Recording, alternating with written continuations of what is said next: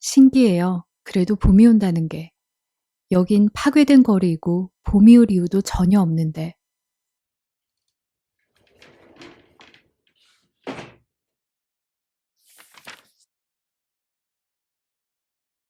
안녕하세요. 오늘 고전 책방에서는 구독자 미나미노님이 신청해주신 사랑할 때와 죽을 때를 소개해드리려 합니다.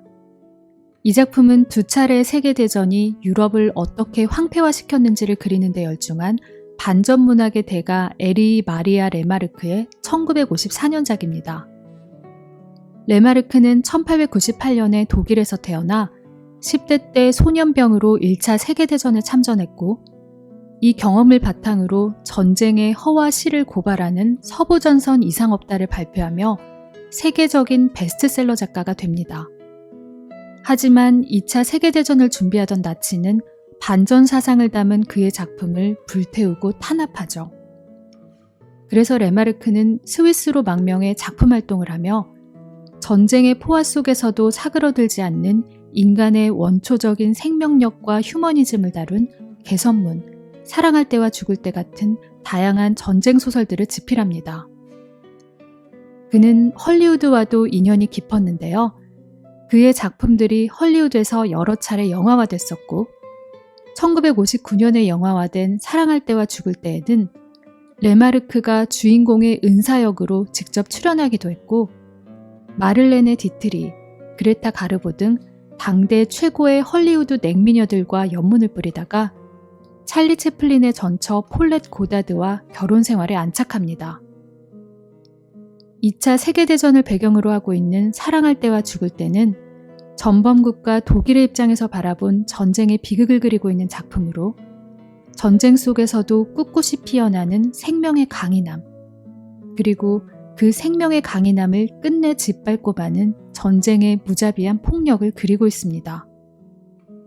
폭격으로 잿더미가 된 고향으로 휴가를 나온 독일군 그레버는 가족의 행방도 알 수 없는 죽음 같은 상황 속에서도 만물이 소생하는 봄에 엘리자베스를 만나 사랑을 시작하고 희망을 되찾으려 하는데요. 이들의 모습을 통해 작가는 어떤 죽음 같은 순간이 다가와도 꺼지지 않는 생명의 맹목성과 끈질김을 얘기하고 있습니다. 하지만 이 끈질긴 생명력이 모든 것을 무자비하게 파괴하는 전쟁 속에서 끝내 유지될 수 있을지, 지금부터 2차 세계대전의 한가운데로 가서 이야기를 시작해 보겠습니다. 2차 세계대전 막바지에 그레버가 속한 동부전선 부대는 러시아군에 밀려 후퇴를 거듭하고 있었는데 이 무렵 그레버는 2년 만에 휴가를 얻어 고향으로 가게 됩니다. 고향 마을은 연합군의 무자비한 공습으로 폐허로 변해 있었고 부모님이 살던 집도 대문 명패만을 남긴 채 무너져 내려 있었습니다. 그레버는 참담한 심정으로 고향집의 폐허에 주저앉아 생각합니다. 나는 폐허들을 수없이 보아왔어. 하지만 진짜 폐허를 본 적은 한 번도 없었어. 오늘에서야 진짜를 본 거야.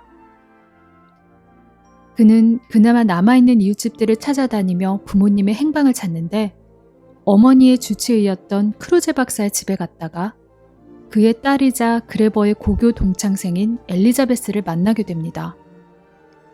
나치를 불신하던 크루제 박사는 이웃 부인의 밀고로 게슈타포에 의해 강제 수용소로 끌려간 상태였고 엘리자베스는 밀고자에게 아버지의 집을 빼앗긴 채 방 한켠에서 언제 돌아올지 모를 아버지를 기다리고 있었죠.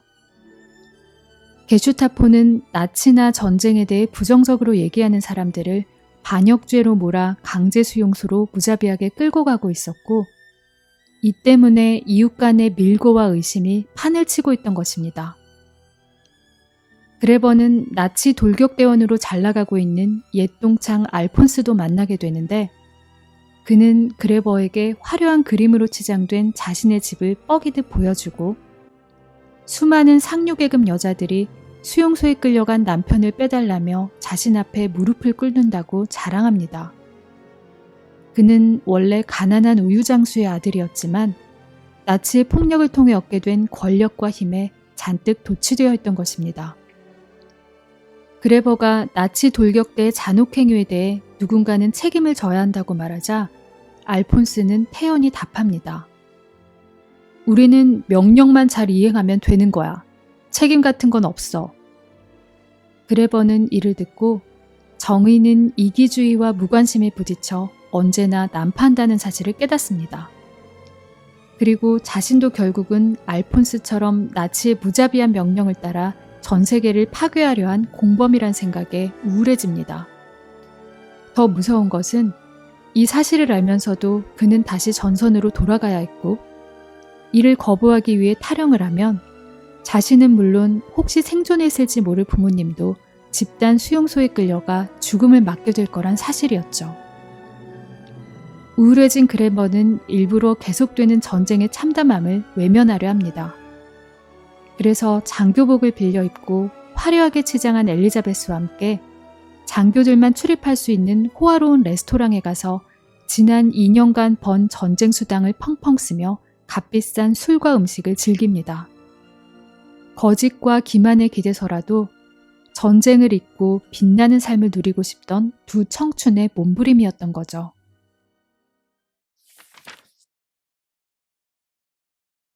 다음 날 밤에도 화려하게 치장하고 호화 레스토랑을 찾았던 두 사람은 안전지대로 보였던 레스토랑에까지 들이닥친 무자비한 폭격을 피해 가까스로 거리로 빠져나옵니다. 엘리자베스는 문득 꽃을 틔우는 나뭇가지를 보며 말합니다. 꽃이 피고 있어요. 나무들에게는 지금이 봄, 완연한 봄이에요. 다른 건 나무들에게 아무 문제도 안 돼요.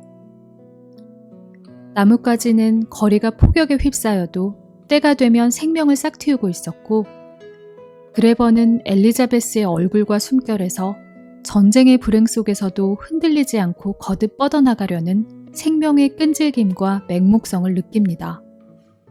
이런 엘리자베스에게 사랑을 느낀 그레버는 매일 밤 엘리자베스와 뜨거운 시간을 함께 보냅니다. 하지만 거리에서는 옛 친구들의 전사 소식이 숱하게 들려왔고, 그레버는 자신이 전쟁터에서 사라져버리지 않고 다시 돌아오기 위해서는 자신을 지탱해주는 닻이 있어야 한다고 생각합니다. 그리고 그 닻이 엘리자베스가 되어주길 바라죠. 그래서 바로 그날 엘리자베스에게 우린 곧 헤어져야 하지만 결혼을 하면 떨어져 있어도 덜 외로울 거야. 난 이제 네가 없는 삶은 더 이상 생각할 수 없어. 라며 청혼을 합니다. 그는 엘리자베스라는 닻을 통해 죽음의 영역을 벗어나 다시 삶과 희망이라는 영역에 안착하고 싶었던 것입니다. 그레버와 엘리자베스는 곧 당의 허가를 얻어 시립체육관에서 결혼식을 올리지만 결혼식 다음날 거리는 또다시 무자비한 폭격으로 초토화되고 엘리자베스의 집도 불길에 휩싸입니다. 그레버가 부랴부랴 방 안의 짐을 꺼내오려 하자 엘리자베스가 말합니다. 그냥 타도록 내버려둬요. 그러면 모든 게 끝나버릴 테니까. 과거는 이미 무너졌어요. 우린 돌아갈 수 없어요. 전쟁으로 모든 것이 무너져 내린 삶 속에서 사람들은 이렇게 과거도 미래도 잃은 채 헤매야 했을 것입니다. 두 사람은 유대인을 몰래 숨겨주고 있던 그레버의 옛 은사 폴만 선생님 집에서 하룻밤 신세를 지는데, 폴만 선생님은 일식이라는 건 있지만 밤이 영원히 지속될 수는 없어 라며 곧 전쟁이 끝나고 정의가 되살아날 거라는 믿음을 보여줍니다. 하지만 그는 며칠 뒤 게슈타포에게 끌려가고 말죠. 또 나치 돌격대원 알폰스도 호화로운 집에서 폭격을 맞아 죽음을 맞고, 엘리자베스의 아버지도 집단 수용소에서 죽음을 맞았다는 소식이 들려옵니다. 이렇게 죽음은 도처에서 사람을 가리지 않고 무자비하게 찾아오고 있었죠. 이 와중에 그레버와 엘리자베스는 파괴되지 않고 남아있는 한 레스토랑에서 그레버가 군에 복귀하기 전까지 남아있는 사흘을 함께 보내고, 그레버는 아이가 갖고 싶다고 말하는 엘리자베스를 보며 죽음이 도처에 널린 상황에서도 미래의 존재에게 생명을 전달하길 원하는 자신들의 처지가 뭔가 경이롭다고 느낍니다.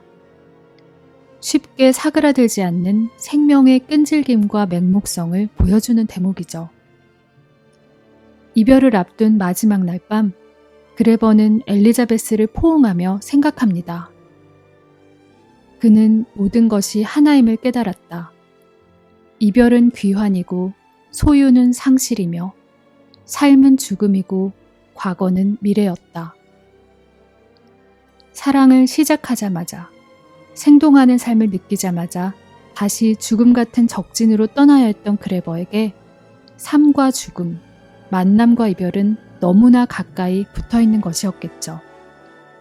그리고 다음날 그레버는 엘리자베스를 남겨두고 폐색이 짙은 러시아 전선으로 돌아갑니다. 전선에서 그레버의 부대는 러시아 게릴라군 무리를 포로로 잡게 되고 그레버가 그들을 농가 감옥에 가두고 감시하는 역할을 맡게 됩니다. 엘리자베스의 아버지를 비롯한 무고한 사람들을 죽음으로 몰아넣은 나치와 게슈타포의 잔혹함에 환멸을 느끼던 그레버는 왠지 무고해 보이는 이 러시아 포로들에게 그 잔혹함을 반복하고 싶지 않았습니다. 그래서 퇴각길에 포로들을 쏘아 죽이고 가자는 동료를 오히려 총으로 쏴버리고 포로들은 산채로 풀어줍니다.